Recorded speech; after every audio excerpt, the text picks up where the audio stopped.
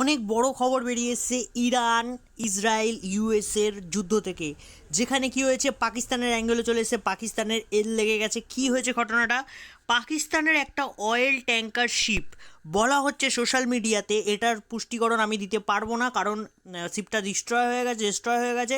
তো এখান থেকে বোঝা যাচ্ছে না এটা অরিজিনালি পাকিস্তানি কিন্তু সোর্স থেকে জানা যাচ্ছে যে এটা নাকি পাকিস্তানি অয়েল ট্যাঙ্কার শিপ ছিল, যেটা ইরানের প্রোটোকল হরমুজ থেকে আসার সময় ফলো করেনি।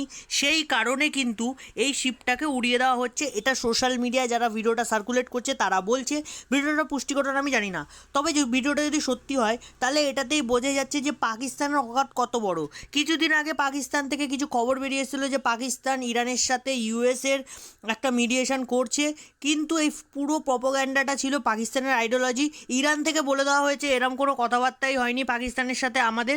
পাকিস্তানের সাথে হিউম্যানিটেরিয়ান এডের সম্পর্কে ইরানের যে প্রধান রয়েছে তার সাথে কথা হয়েছিল হিউম্যানিটেরিয়ান এডের জন্য।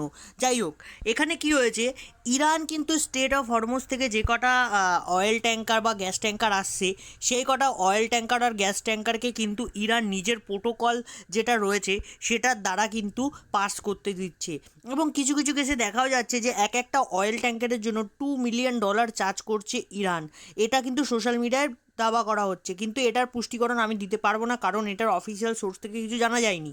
আচ্ছা, এখানে ডোনাল্ড ট্রাম্পের যে টুইটটা ভাইরাল হয়েছে, ডোনাল্ড ট্রাম্প বলছে যে ইরানের নাকি সুপ্রিম লিডার যে রয়েছে ডোনাল্ড ট্রাম্পকে নাকি সুপ্রিম লিডার হওয়ার জন্য ইরান বলেছে। মানে ডোনাল্ড ট্রাম্প কী করছে ভাই, যা মুখে আসছে তাই বলছে।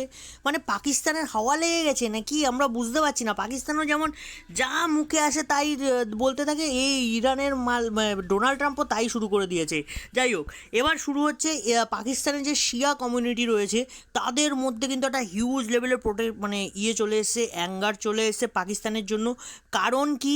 কারণ পাকিস্তানের যে আর্মি চিফ রয়েছে আসিফ মুনির, সে কিন্তু একটা বিবাদিত বয়ান দিয়েছে, যেখানে বলেছে তিনি যে শিয়া কমিউনিটির লোকেদের ইরানে গিয়ে থাকতে যদি তাদের ইরানকে এতটাই ভালো লাগে।